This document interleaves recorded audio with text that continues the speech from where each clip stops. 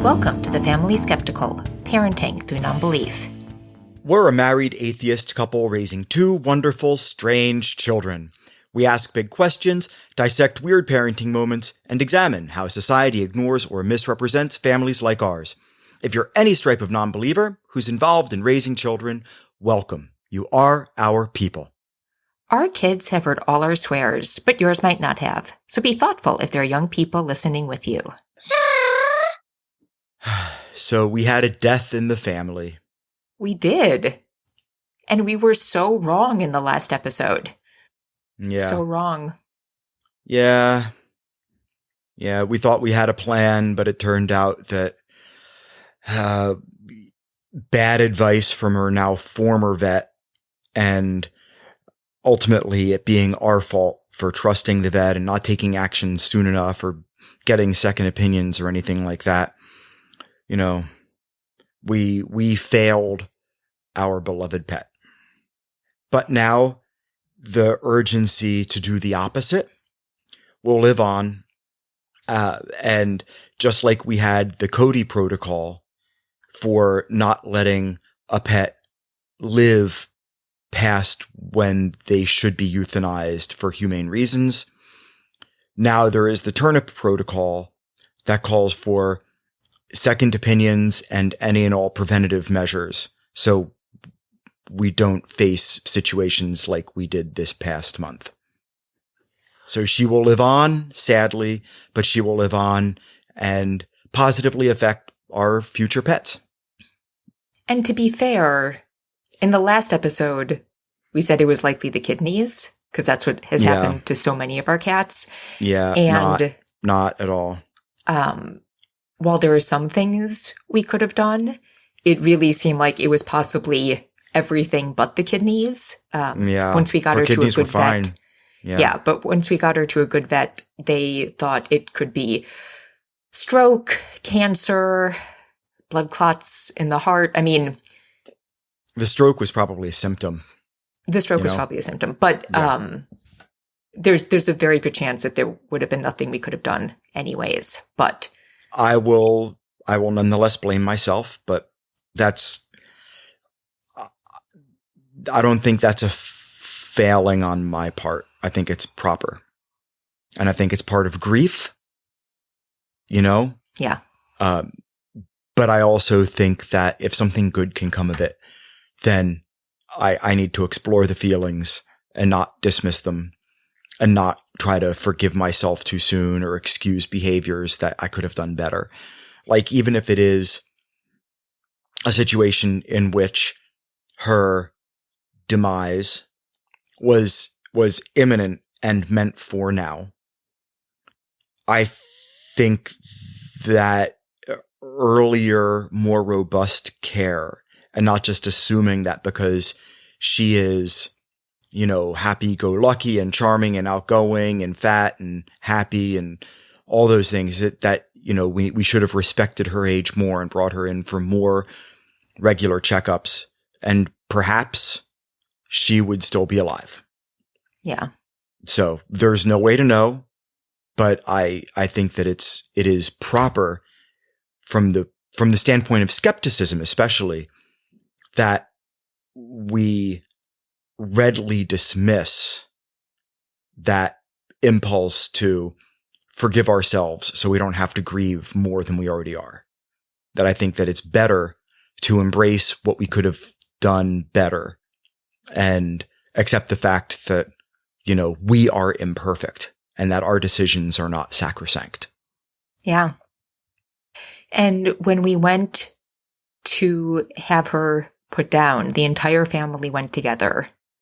And I was so proud of the boys. I am so proud of them.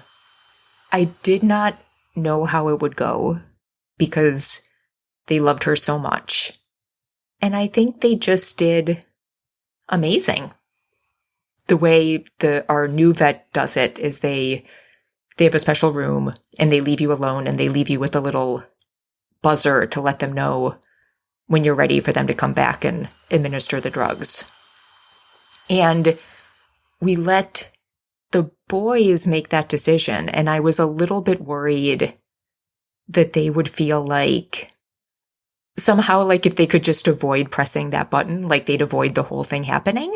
Which, like, clearly, you know, if they had like just not wanted to do it long enough, we obviously would have just done it for them. Yes.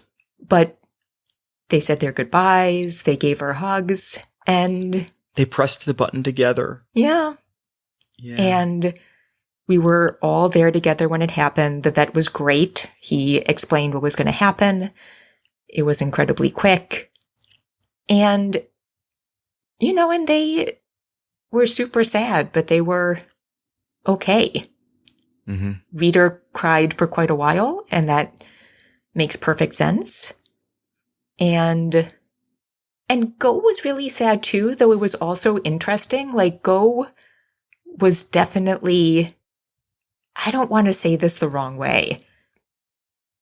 Go was also intrigued by seeing her, you know? And it makes me think about how much of our life is separated from death, really on purpose. And not that long ago, people used to have much more experience of death up close. People died in the home much more often. Families cared for the body much more often. On a farm, it's just... I was about to say, like, currently, I would put money on farm life being an opportunity for kids to have that much more frequent and intimate relationship with death. Yeah. But I think it is good that they've had an experience of it in a way that is so heartbreaking, but not as traumatic as some other deaths they'll have to experience throughout their life. And true. Yeah, I thought it was, I mean, I was heartbroken by the whole experience. I think it was interesting. You grieved ahead of time. Yes, I grieved leading up to us putting her down because we found out we were going to have to do it, and then we had her at home for 5 more days. And that time was just awful. I cried so hard. I don't know if you know why, but I cried so hard one night. I made you go and check on Go because I was worried I had woken him up and he was too scared because it was like scary noises. Yeah. And I was having terrible nightmares. But yeah, I think I kind of got it out in the lead up. And then I think it was harder for you afterwards. Yeah. But in some ways, I miss her. I miss her a lot. 16 years is a long time. Yeah. And it was weird because we had to put her down on my birthday. And she was hell of a thing with us for so many important moments. Like the whole time we were doing fertility treatments to have Reader, the birth of both the boys. And so it was kind of a weird moment of not having her. Yeah. And just looking back on all that time. Yeah. So. Yeah. And then in the vet's room, they had a drawing of the Rainbow Bridge. Oh, God. I actually, that's a good thing for us to bring up because the boys were like, what is Rainbow Bridge? Yeah. And so I had to explain to them briefly because I didn't want to really get into it about some people think it's like doggy heaven. The pets, they cross over the Rainbow Bridge. And then after that, they're in doggy heaven.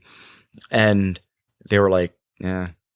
I wanted to make an Asgard reference with, Bifrost, but it was just one of those moments where it wasn't a religious expression, but it definitely wasn't specifically not. Yeah. The idea of the Rainbow Bridge is like heaven light, and it isn't specifically secular, though I know a lot of people will think of doggy heaven, but not really think of it as like Christian heaven. Like they sort of compartmentalize it in their heads and they allow themselves to think of that because they don't want to let their pets go. And I think I was thinking about this and it goes back to in movies, kids, robots, animals, violence against those things. When the robots are nice, the animals are nice, the kids are nice. It's like it is the bridge too far. And it's the thing that you'll always cry at. You're like, you don't hurt the dog. Like John Wick, right? We watched John Wick with Go, and Go is crying his little heart out at the beginning of the movie.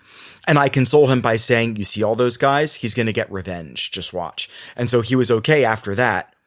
But it's like violence against, any other number of people, volume, severity, whatever is acceptable. But when the innocents are hurt or when the innocents are lost, it sort of affects us maybe more deeply because we are faced with that unfairness. But it's another reason why I embrace cosmic nihilism. Like cosmic nihilism being that the universe doesn't care. Yeah. And that the beauty of that is that you care for your own existence and you make your own existence what it should be. And you do whatever good you can with the time you've got. You value your time and you value your relationships. And that was just a reminder of it. And so yeah, Rainbow Bridge, we just kind of like, we talked about it because it was literally staring us in the face. Yeah. But yeah, it was definitely, I did not expect that. No. And I also wasn't sure because I think the boys seemed really fine with us saying that we didn't believe that was the case.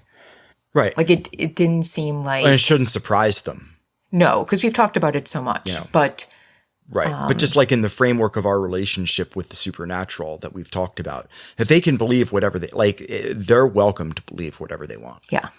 I would hope that they do their best to be as skeptical about all of their beliefs as they can. So they believe more true things than they would otherwise. And they disbelieve more false things than they would otherwise.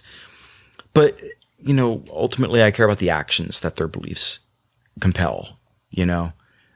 But yeah, I'm not surprised at all that they dismissed the idea of a Rainbow Bridge to the point where Reader and Go were kind of like picking out the details of the poster instead of focusing on or caring at all about the sentiment. Yeah. Like, oh, look, how many toys can we get? Oh, how many cats do you see? Like that sort of stuff. Yeah. But so it's still really hard. It was an exceptionally hard period. Yeah. Just like your summer camp experience. Yeah. How's that for a segue? That works.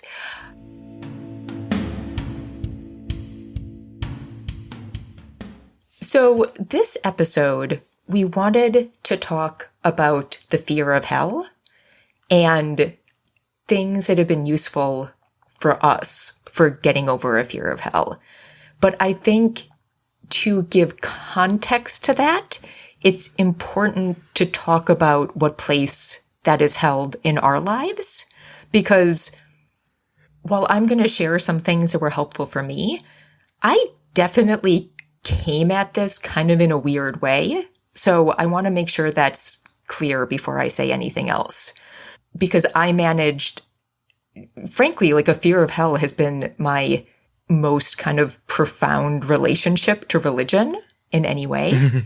And I managed to spend, let's see, like 5 years of my life pretty profoundly terrified of hell without ever being religious. So that I don't feel like is the most normal experience of this. So I will tell mine, and then I'm really curious about your experience with it because I don't actually feel like I know that story at all. So this will be interesting. But when so the summer between 5th and 6th grade, and I have to preface this with the fact that my mom has apologized for this so many times. And I know she would want me to say that fact, but I don't hold any animosity because I think it made me deal with stuff I probably would have had to deal with at some point anyways. And in the end, I think helped form who I am in kind of positive ways. But that summer, she sent me to a sleepaway camp, and it was the first sleepaway camp I had gone to. And it was also a religious camp, and it was a Christian religious camp. And my mom is actually here. I should have asked her before the podcast.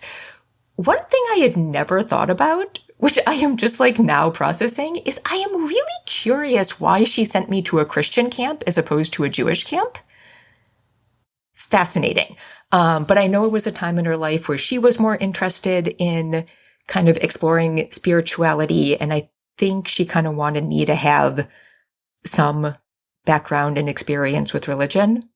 Anyways, I'll get an update, and I'll update on the next episode. But so I went to this camp. It was for 2 weeks, and it was the first couple of days were fine. And it wasn't, and she had called ahead because, she had called ahead to the camp and said, we are not Christian. I just want to make sure my kid will be comfortable. And they had told her everything would be fine. There was, I think, Bible study every day. My mom sent me with a Bible. I had never looked at a Bible before. So they're like looking up verses to read. And I'm like, I don't know how to do that. I'm just going to sit here and pretend like I have a clue about what's going on.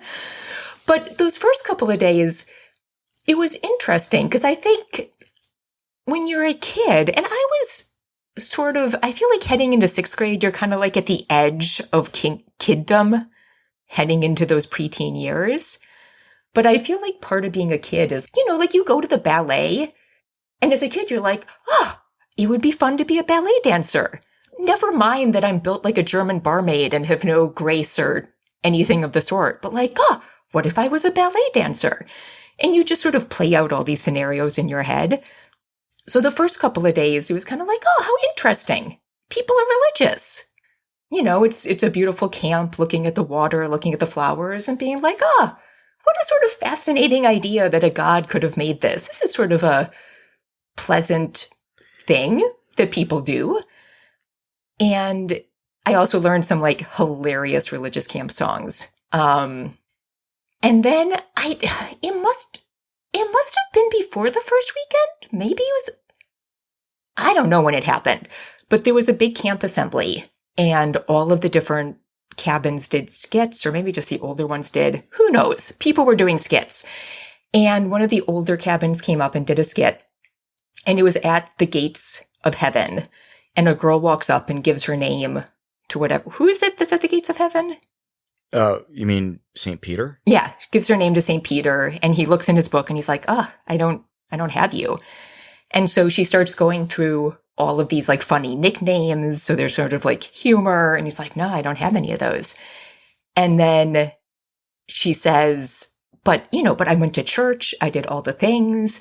And St. Peter says, but did you accept Jesus into your heart? And she said, no, I didn't. And he's like, can't do anything for you. And then she cries, and then the skit ends.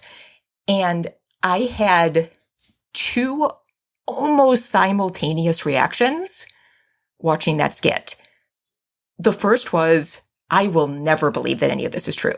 I absolutely do not believe this. I will never accept Jesus into my heart. That is not in the cards for me. The second was, I could be wrong. And like that fast. I was like, oh, that's not happening. And I could be wrong. And then I'm going to burn in hell forever. Spiritual hypochondria of Pascal's wagering yourself. What? Wow. Yeah. That's wow. That's good. It's a 1-2 punch. Yeah. I mean, I really feel like this story sort of like sums me up. Oh my gosh. It really sums up who I am as a person. Yeah. And that terrified me. And I don't remember how long I sat with that terror, but I talked to my counselors and said I had to go home. And I think I mentioned it before on this podcast because I was terrified of authority at that point in my life. I never wanted to get in trouble at school. I never wanted to go against a teacher, anybody. I was just like a rule follower to the end.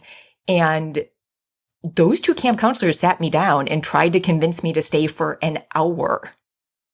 And I don't know like what it was, but that was so profoundly disturbing. I did not give. And I was like, no, I have to go home. And my mom came in and picked me up. And it's interesting because that first year of being terrified, I don't have as much memory about what that was like. But then in 7th grade, so a year later, I was in my 7th grade biology class, and one of the kids had been out with appendicitis. And he came back, and the teacher must have asked him about it for some reason. And he said, kind of talking about like what he had experienced leading up to going to the hospital, he said, oh, it didn't hurt that much. And it was just like, I don't know why, but that notion that something deadly could be happening to you and it wouldn't hurt enough that you would know that it was that dangerous fit like a key into that slot of fear. And from that moment on, I was like, oh my God, I'm going to die of appendicitis. Every like twinge of minor stomach upset, anything just sent me into fear like you could not believe. I would lie awake at night just like prodding my stomach to see if something was hurting. And I spent, just years with that terrible fear. And I think I won't talk so much about how it ended because I kind of want to tie that more into the next section. But it was kind of one of the defining elements of my teenage years. And yeah, and so I didn't mind horror movies, but horror movies about hell were really terrifying. I did not watch Hellraiser until I met you, because when I was watching more horror movies, like one of the things that got me about hell is I was like, you know what? If there really is hell, it's worse than I can imagine. And that notion also I found really awful.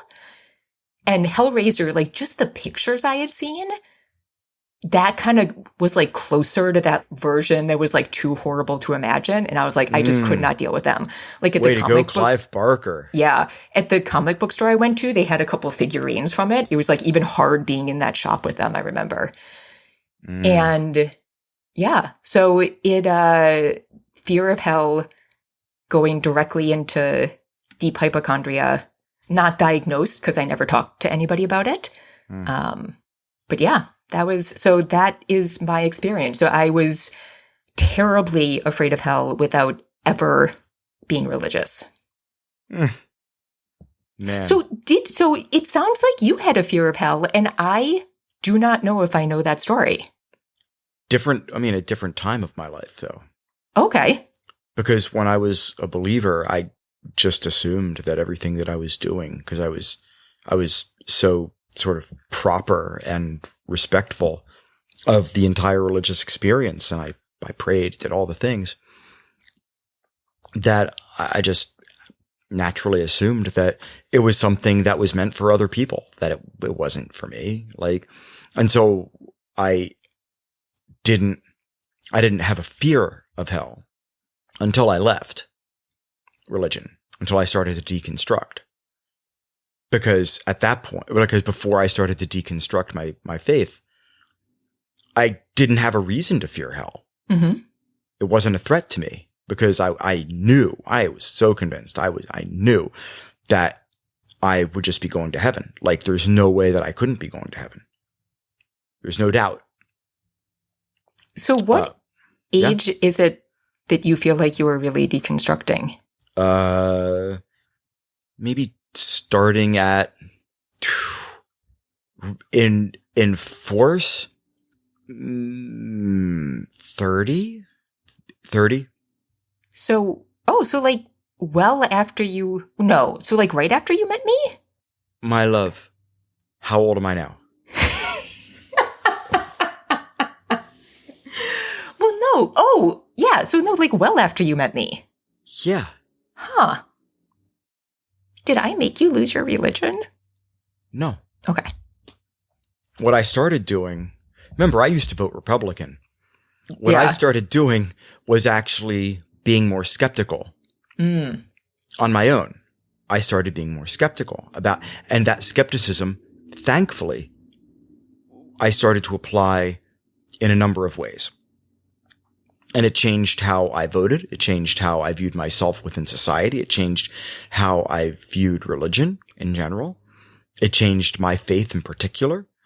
And my fear of hell was thankfully easy to shake because I embraced my deconstruction process in a way that let me put that process, like almost algorithmically, put that process ahead of my, like whatever my knee-jerk subconscious reactions would be. I would say, nope, it doesn't make sense. Nope, it doesn't make sense. And I would just keep reminding myself of that. But yeah, I went through a relatively brief but intense period where I did fear hell. What did that look like? What do you mean? I mean, did you have like a... I didn't have nightmares about it. Okay. But I generally don't have nightmares. So that I'm like not the person to talk to if you want to have like fears that bleed over into your sleep. But what I feared was more on the conscious side, where I would approach it from the Pascal's wager. What if I'm wrong? What if I'm wrong? But then what I kept coming back to is, from a skeptical standpoint, I kind of found myself falling into the divine hiddenness side of things before I even knew how to put that into words, or I knew that proper context, right? Philosophically. But I was like, if this really matters, then I have a stack of unanswered messages that I sent to God when I was deconstructing. And so when those get answered, I'm going to have my answer. And until then, it's a waste of time to worry about hell. And that ultimately is what convinced me. And then I started becoming deist, which was short but strange. No offense to deists out there, deists listening or deists who are loved by listeners. It was a strange experience for you. Well, yes, because it was sort of like just like a stepping stone to fully becoming agnostic. You know, the whole Spinoza's God, that version of deism, where I can't, like, I knew there was something out there, but I couldn't, I didn't think that we would be able to communicate with it because I asked and was not answered. So humbly and earnestly, which presuppositionalists will never believe, of course, because that destroys their argument against non-belief and deconstruction in general. But humbly and earnestly, those requests for simple communication were not answered. And so I was convinced that, I have, like, there still is a God, but it's just one that doesn't answer. And so that's how I kind of backed myself into deism. But then my skepticism took over and I said, no, what I need to do is not, presuppose that a God exists and then justify the qualities of that God based on my emotional life. I need to see what I can actually demonstrate. And then I quickly realized that I was not alone. And this is where YouTube helped a lot. I was not alone in my deconstruction. I was not alone in my journey. There were many people doing this just like I was doing this. And I had no more reason to accept any religion's claims about any deity, just like I had no reason to accept my former but intense fear of hell. And so it all just kind of poofed. Deism, fear of hell just kind of poofed. And I was like, oh, I'm agnostic. Well, yes, all this happened in the background of our relationship. And ta-da! I don't think I knew that. You didn't. I didn't share it with you. Okay, why? Well, I don't know. That's a good question. I didn't trust you, is what I think it comes down to. You are not trustworthy. Apparently. That's fascinating. No, it was a personal journey, and yeah, I'm sharing it with you now. Yeah. But it didn't like positively or negatively. I mean, I guess it positively, but it didn't negatively impact our relationship. Like I wasn't taking out my anxiety over a fear of hell on you, for instance. You know what I mean? Like there wasn't a reason for it to come up. It was just something that I was dealing with on my own. This was also a time in my life, remember, that I did not really communicate effectively at all as a human being. And I kept a lot of things to myself, and I didn't talk like I do now. So It was just I was a different person then as well. Well, that's kind of a perfect lead in, because I want to dig in a little bit more to those things that helped you get over a fear of hell. Please. But that's fascinating because and so I don't, it's interesting. We listen to quite a few, well, we now listen to different ones, but we both watch quite a few atheist call-in shows. Yep. And I would say every 3 or 4 weeks, there's somebody calling in asking how to get over a fear of hell. And I don't think there are any easy answers to that. No, there aren't. So I'm not going to pretend that anything I say is like a magic bullet for that. But I just wanted to talk about some things that helped me. And I think the first, which is really interesting given your example, is saying it out loud. Because for the majority of my time of like intense fear and hypochondria, I didn't tell anyone. Mm-hmm. It was just all in my head. And the thing that really helped kind of move me towards finally getting out of it was that one night I was having my like classic fears and my stomach was hurting, and I got so scared that I just panicked. And I can't remember if my mom was still up or if I woke her up, but I was like, we have to go to the hospital. And so I got her up and we went to the hospital, and the doctors examined me and I had nothing. After one scan, I probably had a little bit of gas. And that was it. And after that is when I really told somebody for the first time what I had been fearing. And I think with most fears, like the best environment for them to kind of grow and get out of control is when they are in the vacuum of your brain. Yes. And so, I was kind of forced to tell, luckily, because my mom, afterwards my mom was like, and I mean, I don't know if she asked, but I did feel like I had to give some explanation. Right. For what had happened. I'm incredibly lucky that happened, that it started moving me towards a healthier place. I am incredibly lucky that the first person I told was, and I don't know if I brought up hell in that context, but I was lucky that I had people to talk to who were not deeply religious, who wouldn't stoke those fears with more religious dogma.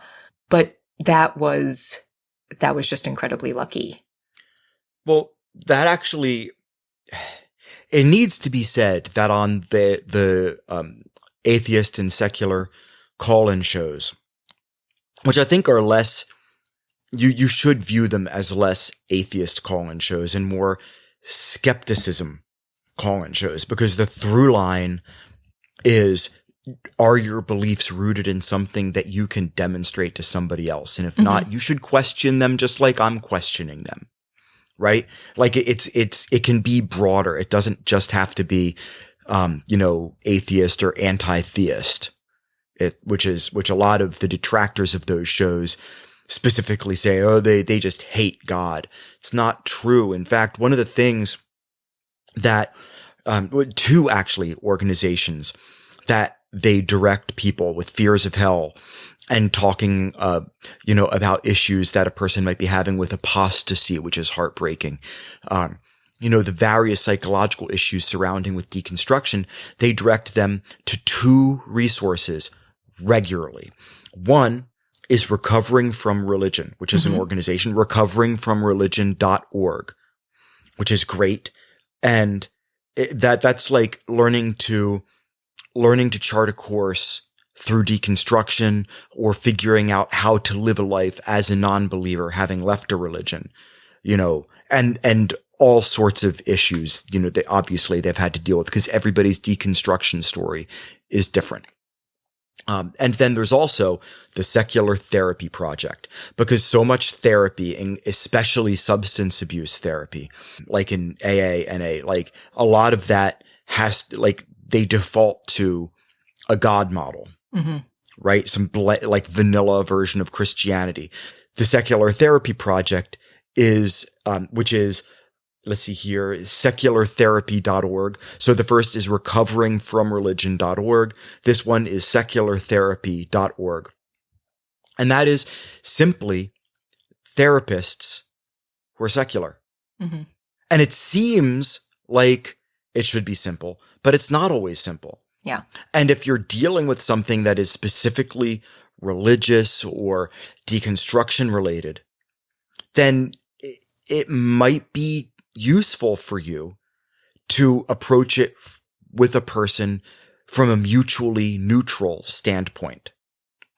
So, I don't know, for what it's worth. No, thank you for having those at your fingertips, because I was going to suggest we pause so I could make computer noises and look them up. But yeah, no need. You got them. I think particularly for people who don't necessarily have somebody safe in their life to talk to, That's those the are thing. Yeah. Incredibly important resources. Yeah. Because, if you are in a situation where you don't have somebody you can talk to, you are probably in a situation where non-believers are a significant out group, where they're such a minority that you can't find anybody, because even if they exist, they don't feel comfortable being public about their non-belief either. So it does depend on where you live, and that you can do seculartherapy.org. You can go and you can use their services online as well, I believe. At least I think they have a web-based service. So you can actually, you can talk to somebody, you can talk to a person. And like you said, my dear wife, once you spoke it out loud, your skepticism kicked in, right? And you spoke out loud to a person, and then you had to justify what you were believing. And it makes it harder. When you're deconstructing, it makes it harder to hold on to those beliefs when you're talking them out to somebody, and you have to explain them to somebody who's really listening to you and wants the best for you, but does not necessarily share those beliefs and is not going to be an echo chamber validating those beliefs. It matters, and talking helps. And I know we don't usually, we go out of our way to say we don't want to offer advice or suggestions or say, yes, definitely deconvert now, sort of stuff. That's not fair, and everybody's situation is different. Yeah. But none of talking these about it can't hurt. If you have doubts and you're finding it hard to find somebody to talk to, you can talk to anybody in these, especially Recovering from Religion, because they will talk to you at any point in your journey. You know what I mean? So, and I've never had to use their services. I've just heard great things, and I've heard them plugged a number of times. So there you go. Yeah. And our email is always open. If you want us to be your completely not qualified, bartender shoulders to cry on. Yes. Hook it up. We have no advice. 100%. But if you just no advice. If you just want to put your story out into the universe to somebody who will read it with kindness. Yeah. Feel free. 100%. So should I talk about another thing I was thinking about, or do you want to jump in with one of yours? I've said enough words. Okay. I'm tired of talking. So another thing that was helpful for me is, I think for a lot of us, we are often most unkind to ourselves. So once I started sort of getting out of it, one thing I found very helpful, my mom is a religious person. She believes in God and she prays, but she certainly doesn't do that in a way that would be adequate for the gods that I was worried about sending me to hell, if that makes sense. So I could imagine myself being sent to hell. But when I thought about my mom, I was like, all right, my mom's not perfect. I think we've talked before. Like, I don't want my kids talking about me being perfect. I'm not. But my mom is a wonderful person, and I think stands out to me because more so than most people I know, I just see her doing things where, like, each and every day, she's like trying to be a better person than the last. Like, if you talk to her about something, you're like, you know what? I don't think you like are seeing this in quite the right way. I'd recommend like looking into it. Like, she'll go. She will look into it. She will look, and into she'll come it. back with a list of notes. Yeah, it's very impressive. And also is somebody who loves God, who believes in God, and who prays. And so I was like, here's this person truly trying to be the best person they can be, who loves God, and yet, based on many of these frameworks, would go to hell. And there was just no version of that that made any sense to me. And so while I could be hard enough on myself and imagine myself going to hell, I couldn't make that work in my brain. And so that was, again, I think like sort of in that process of like getting it out of the morass of my inner life and like really trying to think about it in a skeptical way, I was like, what version of that would I want to be a part of? Yeah. And so again, I was incredibly lucky that I had somebody like that in my life. But I would say for anybody like not, you know, who doesn't have secular people in their life to look to, like I mentioned, it was just my birthday, and you got me a shirt from Forrest Falkai. Woohoo, Forrest! And Forrest is on a lot of the call-in shows. He is we've talked about him before. He's a biologist. He is great at explaining. He's a renegade. I don't know. He's a renegade. He's great at explaining evolution. And I call him out because he is somebody who is so excited by life. And so happy and so kind. And so if you don't have a secular person in your life to sort of look to on this level, I think like he is a wonderful person who you could look to. And I have a hard time imagining a God who would be like, this is the person I have to send to hell. Yeah. An educator who just brings joy. Yeah. But there are a lot of people like that. I know it like we've talked about this before, but I can't imagine ever converting to a religion. But if I do convert to a religion, there is absolutely I have no reason to think that it would ever be to one of these, you know, saved by the grace of faith or whatever. Like, no. Or even like works. Another religious person simply from a different faith. Works. Yeah. Like, yeah, I don't, like, if heaven exists and that's the criteria to get there, I kind of don't want to go because you'd be with forever, right? A person who admits people only based on how hard they worship, not on the quality of their lives or how they treat God's creation and each other. And then you'd be stuck alongside all these other people who feel exactly the same way as God.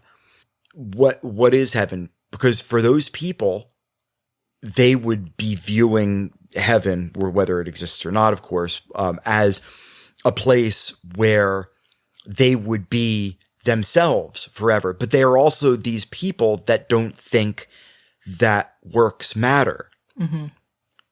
So do I really want to be alongside those sorts of people forever, where they can be as crappy as they want and still get a pass?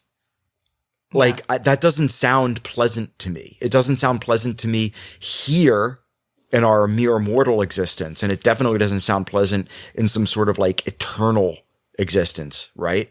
So yeah, I like good people in other faiths, people performing great actions within a different denomination of your same religion.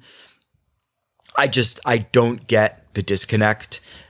I can't ever get the disconnect, and the eternal punishment for mere non-belief when there's so many other things that the same God claims to really care about seems kind of whack.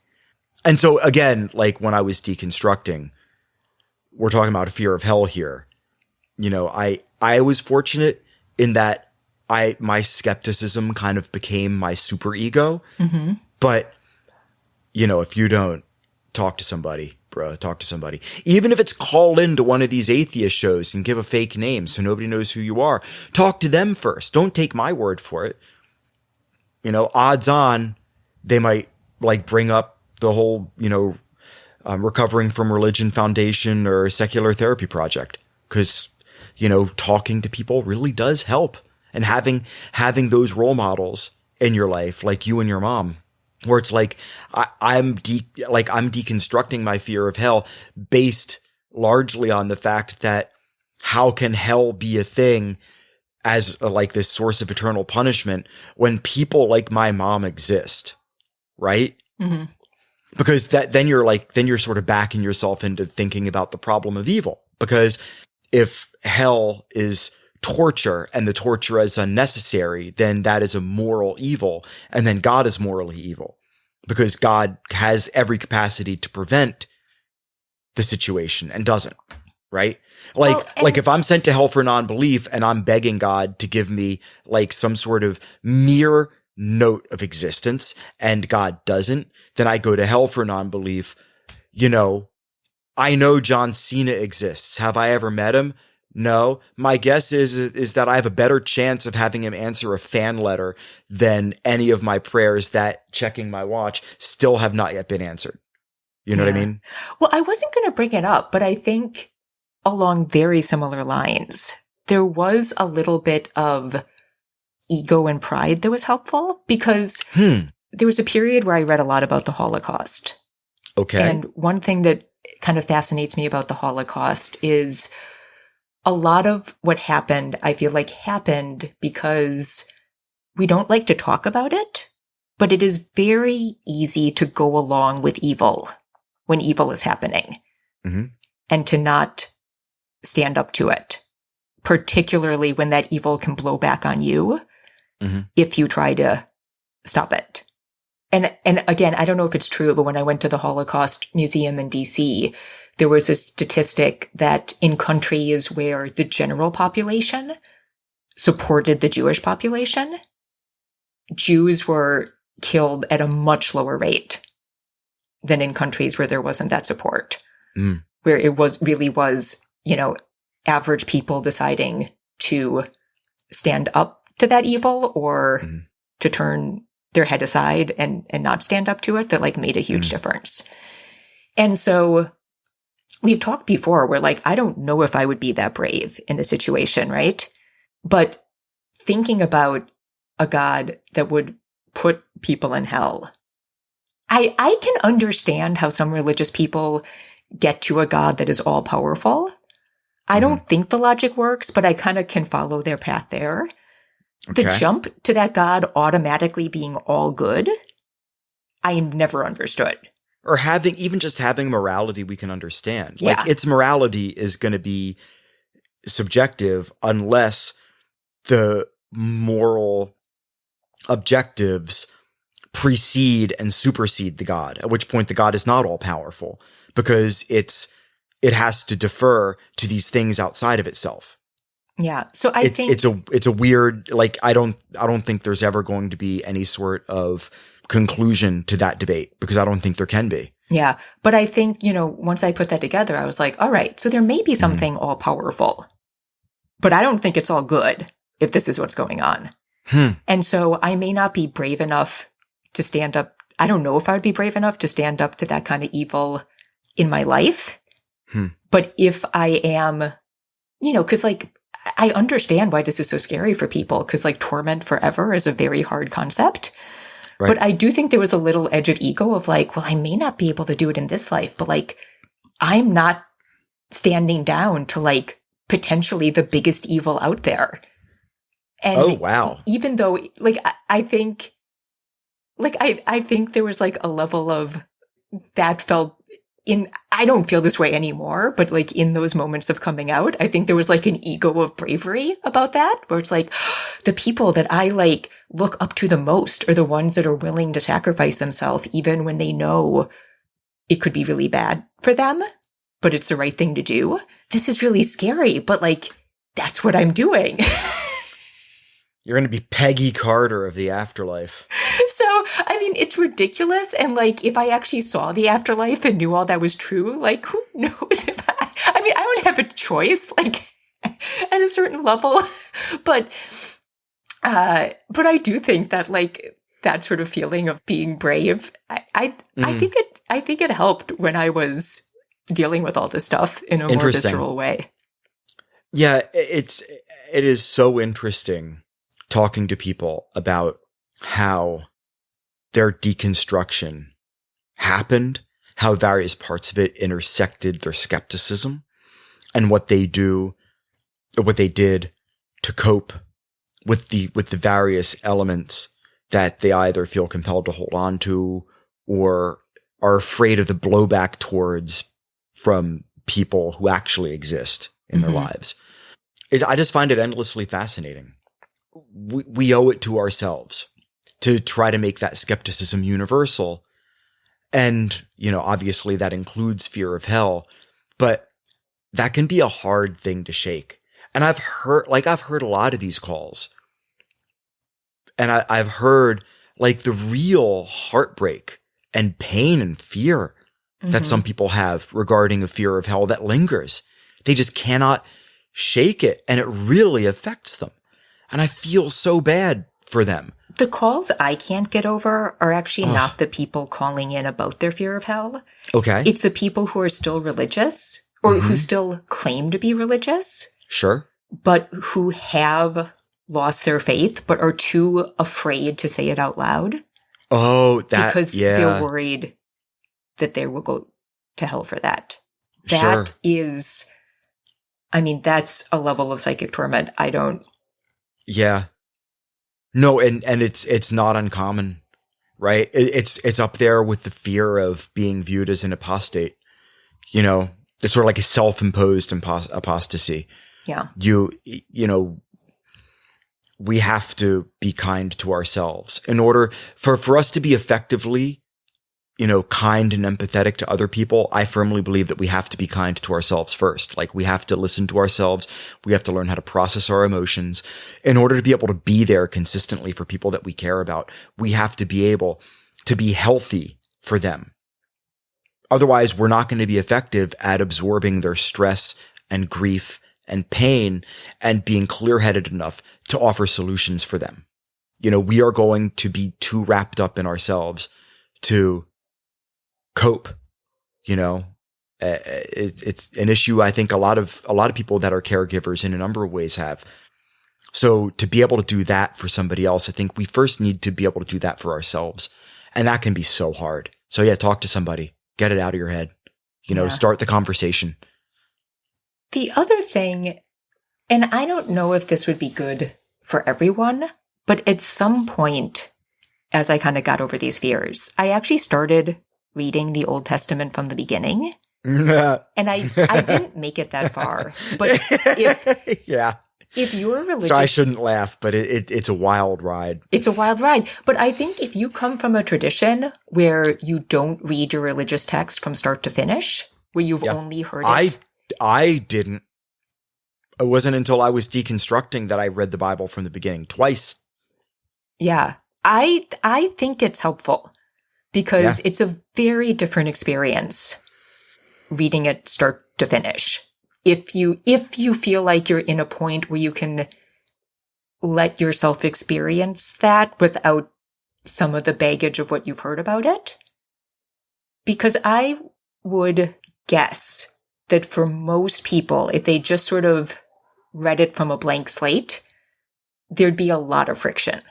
Well, that's why a lot of people who deconstruct their Christianity cite an attempt at reading the Bible with an unbiased mind. How much that process contributes to accelerating or cementing their deconversion. Yeah. Like, so I would push back and I would say, no, it doesn't matter what you think of it. Like, for me, I started reading it because I was looking for answers, trying to salvage my faith. Mm-hmm. It was the opposite. I didn't do that reading after the smoke had cleared. And and I'm not alone. A lot of people went looking to the Bible for answers, desperately looking to the Bible for answers, I should say.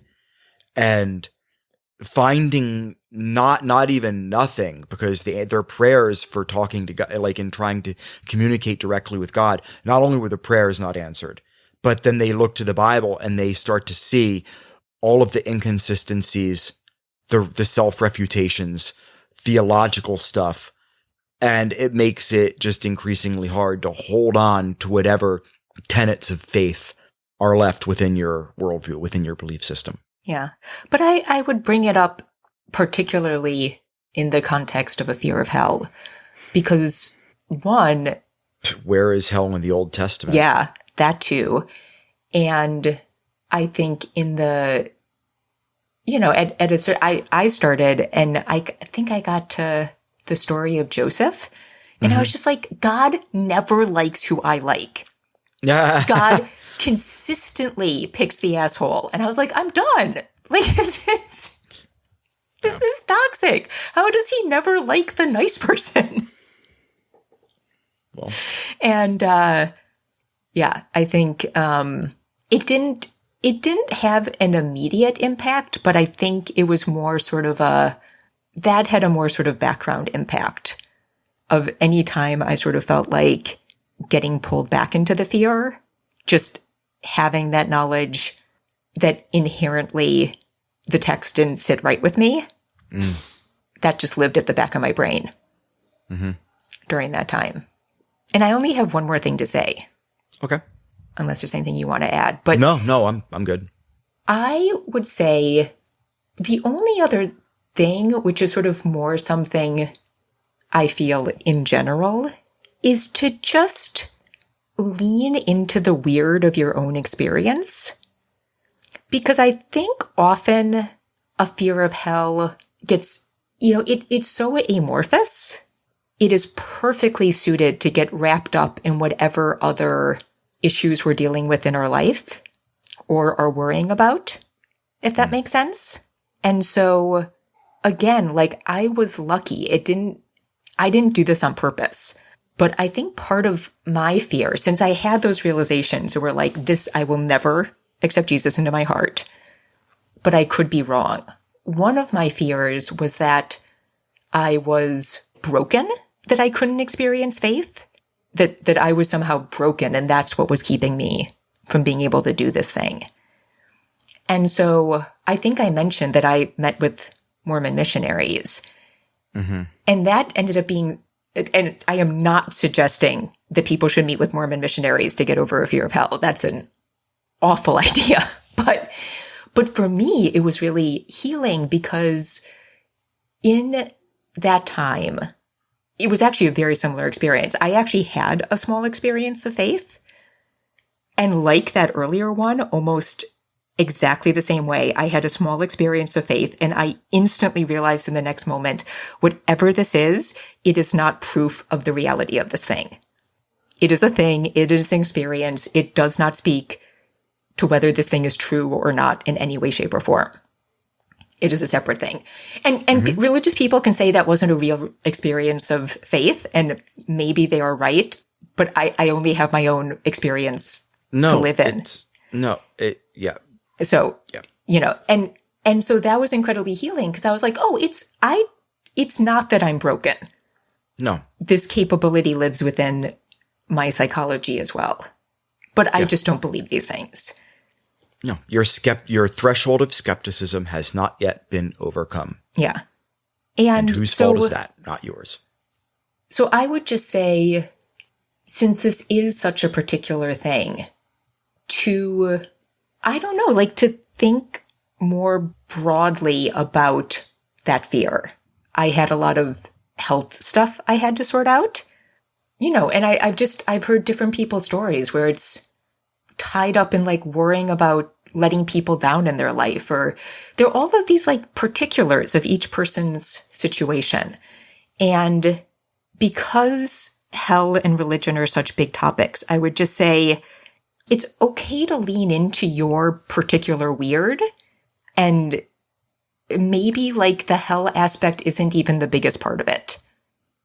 Or maybe it is, but to just not forget about the particular contours of what that fear is like for you. I don't know. I think too often we try to generalize what an experience of something is supposed to look like. So I just want to leave room for like, this is a big experience and it's weird. Your weird might require something different than somebody else's. Because Lord knows, who would have thought meeting with Mormon missionaries would be the thing that truly got me over my fear of hell? Yeah. So I guess in closing, we should say, care about yourself and stay weird. Yeah. Something like that. So I hope this was helpful for somebody. As always. Yeah. As always, we have to thank Jonathan Zalbin and First Frame Music for the music for this podcast. And that wraps up this episode of The Family Skeptical, where nothing is sacred except for our kids.